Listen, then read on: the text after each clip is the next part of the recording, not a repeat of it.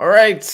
So this is now live, and thank you for joining today's show. This is my great pleasure to introduce Janet Choi from Clearbit. She is a person who I've known for quite a while now, um, since I moved to New York almost 8 years ago, 7 years ago, quite a long time.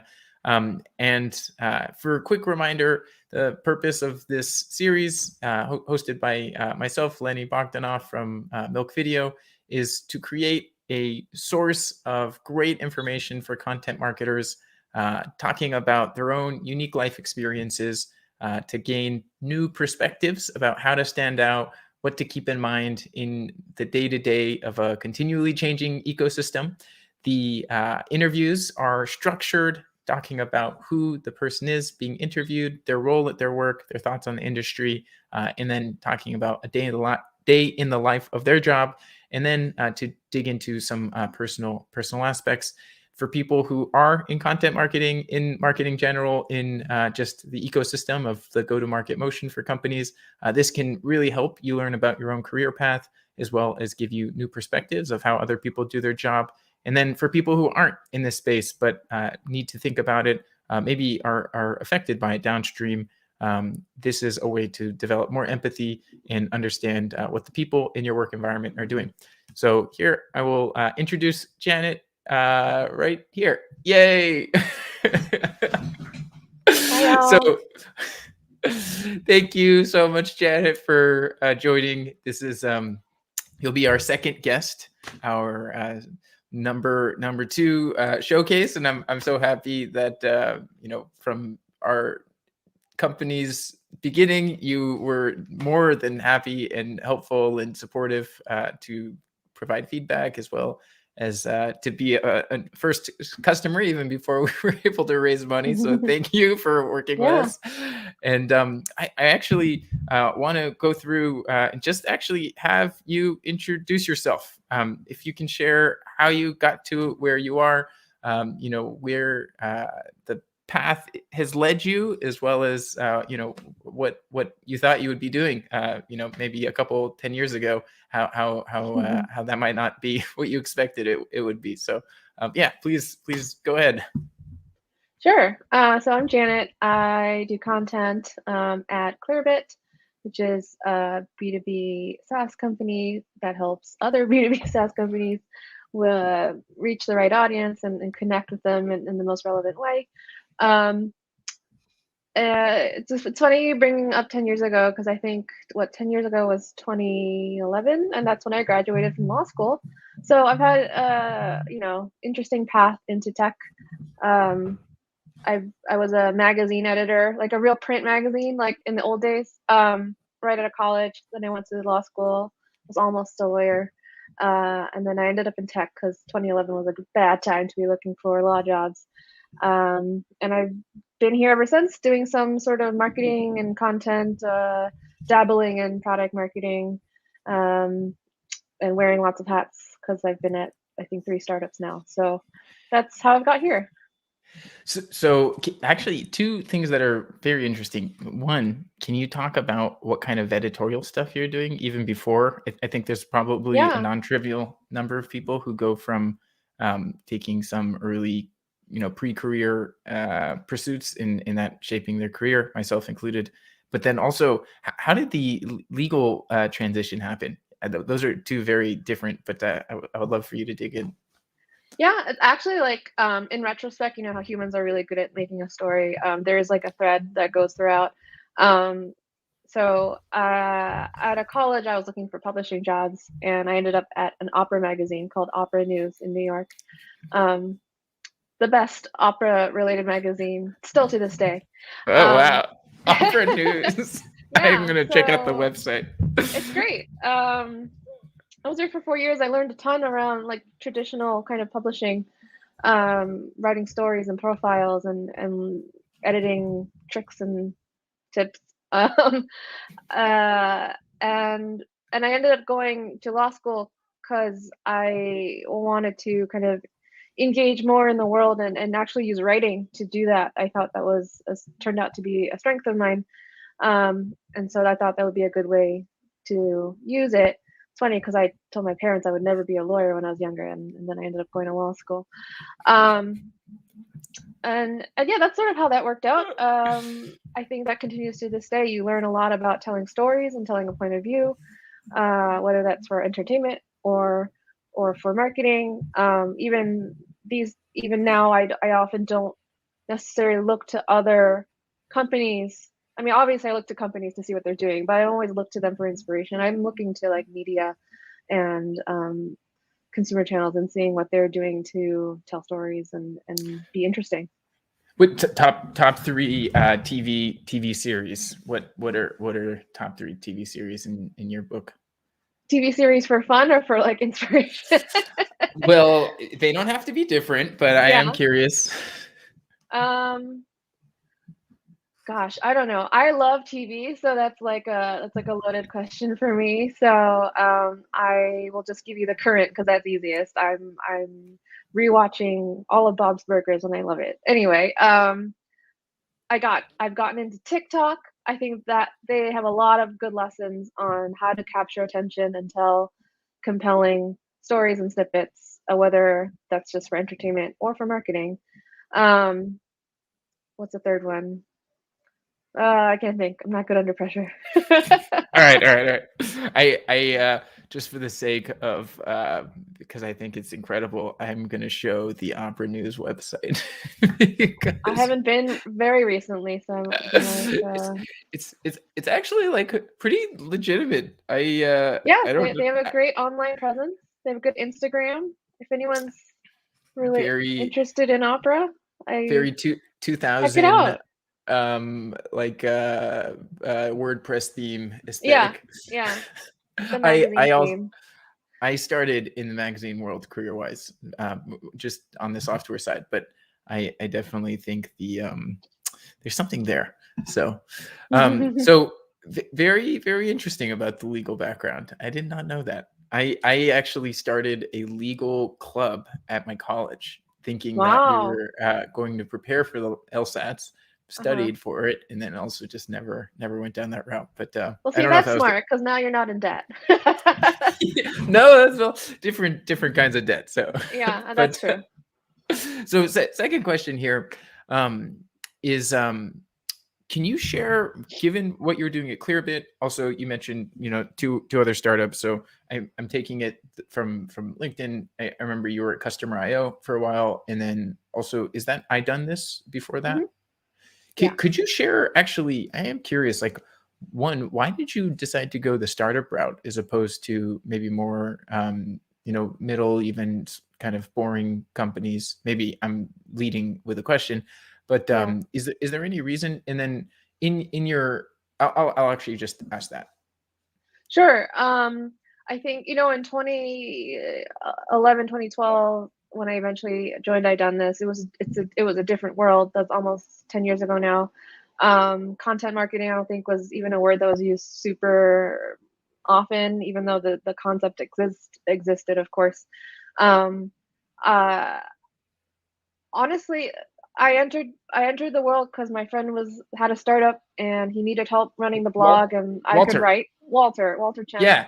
Walter Um, is deeply appreciative of Walter. He's an investor yeah, in milk. So nice. So he's gone on to do a lot in the content world. Um, and that's where I learned my initial content chops for doing this online and in a business sense. If I had to answer that question now, I think it's a different landscape, but it's still an interesting place where you get to flex a lot of muscles and creativity while still maybe having, I don't know, um, more opportunities, either to grow or to learn. It's still an interesting space for that. yeah. So okay. So then jumping into Customer IO and then even Clearbit. Key question is, what is your role today? But how do you think those roles have changed? Actually, given that, relatively speaking, you've been doing this for much longer. 10 years is like eternity in tech, right? To be consistent across, like there, I couldn't be a PHP programmer for 10 years. I probably can't be a Ruby programmer, maybe JavaScript, but the content ecosystem, the mechanics or goals, have they changed? Are they changing? If they have, like, what were your experiences at the various places that you were at? I think this is my guess. I don't know how, if someone has been in the world for longer and or was doing content before, like kind of this latest wave of tech and startups, like post, I don't know what do we have a name for it? Like the post, it's not .com, but whatever the next wave is, the Facebook wave. Oh, not the ETH crypto NFT Well, Web maybe three. that's the latest wave, I guess. Like the third wave. Latest. I don't know. um, Web 2.0. well, That was the yeah, popular term. 2.0, Web 2.0. I can't speak for anyone else, but I think content used to be undervalued. It used to be looked upon as, I think, a nice to have, much in the way that I think social was looked at. I think is kind of this own little thing that you tack on, or you want to look good, so you have a blog or something like that. And I think the evolution of content has been that it's really come to prove itself as a way to engage with your audience in a really helpful way, or at least interesting way that might work better than just always asking them to buy something. Um, and so I think content has broadened in its kind of mm, opportunity. You can go in a lot of different directions with content because it is so flexible, and then because it can enable so many different parts of a business. Content can be purely internal. You can help with all the internal communications of a company or a team.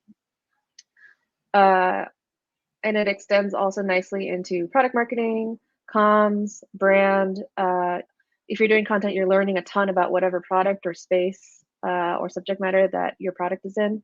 So I think it's almost like the tentacles of content have grown and grown in a way that I think is really interesting. I think it'll keep growing as well, as companies really start investing more and more in content, and realizing like the value of having good content that fits with their brand and their mission and vision and all that good stuff. I completely agree. We actually have talked, I think, maybe it was over Slack. Maybe we actually were talking. Now it all blends together. Maybe it was yesterday. Maybe it was a year ago. But I was definitely not in this room.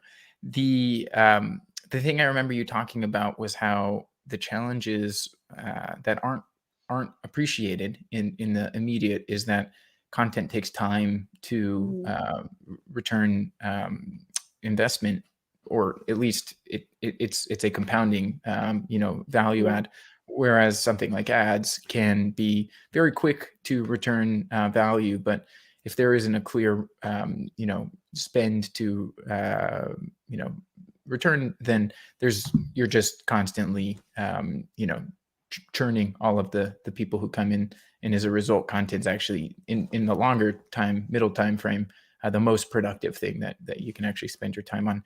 Can you talk about maybe like it Clearbit, what it is that you do, what is your job? And this is, if you could say like, what's a day in the life of Janet Shoes, maybe a week in the life of, and you don't have to get into, actually, I asked this question and then somebody literally read me their schedule, which I hope they don't see this, but I thought was very kind of weird.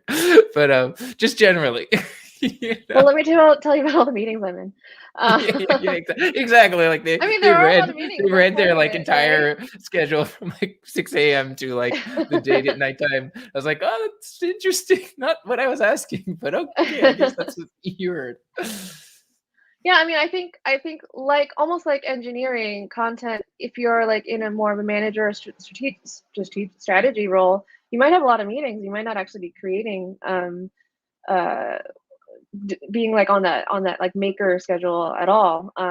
Or you might be either blessed or cursed to have to do both, and juggle that like manager maker time, and that's a whole other bag of worms. Uh, or maybe you're an IC, and you have the luxury. I see it as a luxury, to really dive deep, and then really just create content and do research, and talk to the people you need to, and go from there. So I think it really can depend. And for me, it depends on what the priority is of either the week, of the day, of the quarter. So it can change quite a lot. So I could be doing anything from brainstorming with freelancers or editing their work, talking with stakeholders or customers to do research. It could be also literal project management of a content calendar or other projects, talking to designers, making my own content to like figure out where that fits into the like company narrative. So I don't know if that's a good answer. It really can depend on the day. Well, I'm respectful of time. Thank you. Watching the clock, but and there's two more questions. But I would actually love to push you a little bit. What are some like actual like numbers behind how much content are you putting out if you are working with freelancers, or if you are say like this is the beginning of a new quarter, at the end of a year. What are some of the forces that are pushing you to make certain decisions, or where you feel you're advocating heavily for to be able to invest time versus maybe where the attention is? Um, that's a really good question. I think there are kind of external demands where we are serving other teams. So work really closely with demand generation. They might need a certain number or type of collateral to work into their campaigns. And so there's that, and that can just be like a hard number or something that we figure out at the beginning of the quarter, which is usually what we do. There's kind of big picture things. So at Clearbit, we've done a lot of like big books or like deep dives into certain topics. So those can take quite a long time to actually like kind of birth into existence. A good example is we've been working real hard on a really essentially kind of like a textbook on lead qualification. It's multiple chapters. It's taken months to figure out, and we're still in the design stages, but we have all the content ready, the copy ready. So I'm like trying to like get that moving and get it out there because I'm really proud of how I think it's going to turn out. At the same time, we're doing little things like blog posts and webinar videos. Again, I'm just rambling because I think there's a lot of stuff, and it depends on the big picture of the goals that we set at the beginning of the quarter, and like small picture of like trying to like keep the train moving. And I think there are for better or worse limiting factors of that, and that's like the resources that you have to move. So even if you have freelancers, maybe there's not necessarily a direct line sometimes to turning in a piece and shipping it. There actually could be like, oh, do we need to edit it? Do we need to oversee it? Do we need to change anything? So the actual content workflow can be either a speeder upper or a slower downer. So again, like I think the pace can again depend on the resources. That's a really big factor of how fast we can move. Interesting. Okay.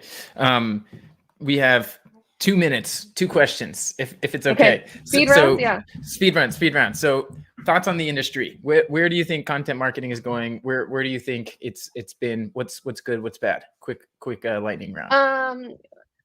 Overall, I think it's trending in a really interesting direction. I think there used to be a lot of garbage online when it came to content marketing. I think that's less so the case because we found that it doesn't work. People don't want to read like nothing.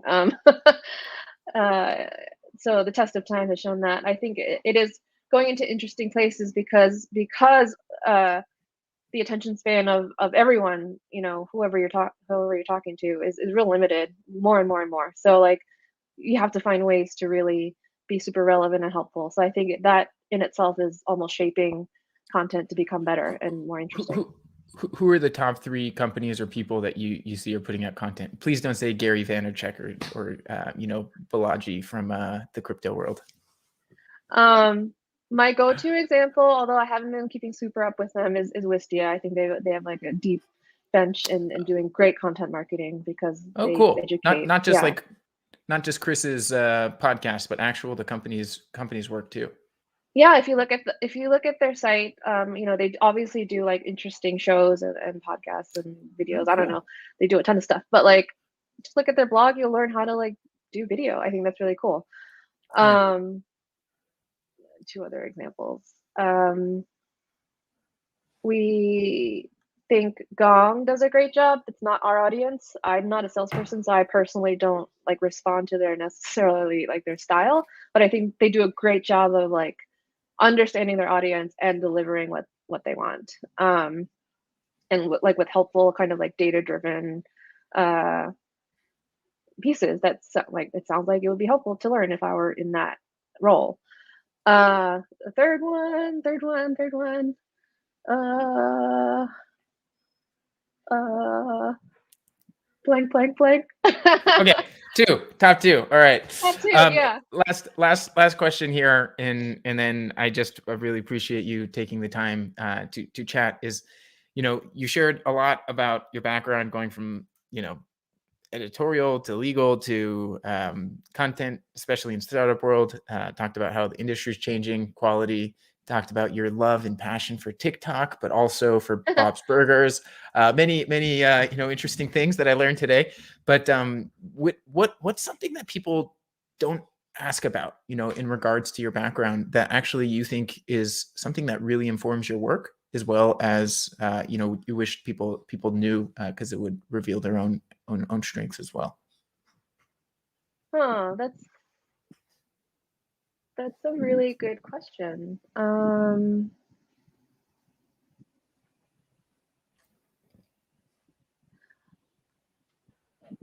I think you stumped me. I don't know. I think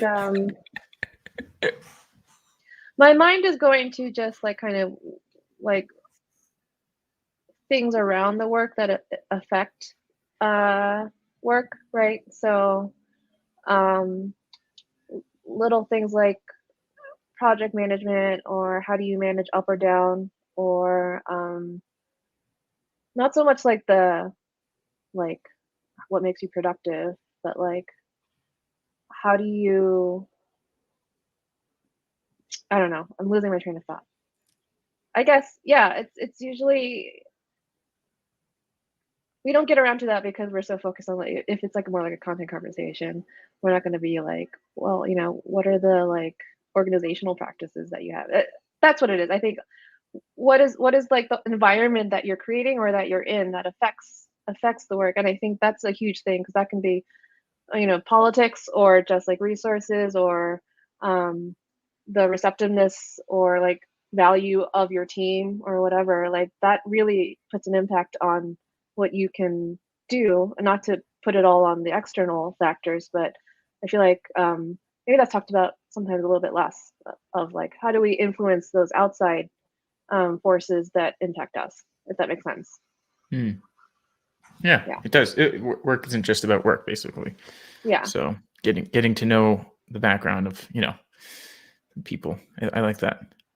All right, Janet, this wraps it up. I think it's also fortuitous that just as we started, the sun was setting, and now, at least for me, Yeah. I'm in the dark. my neck is being well lit right now. Yeah. Yeah. I'm entirely in a dark room. But I really appreciate your time. Thank you for joining our show, and I hope you have a wonderful rest of the evening. I hope people who watch this also learn a couple of things. I'm sure I'll make some highlights out of this. But thank you, and talk to you soon. Thanks for having me.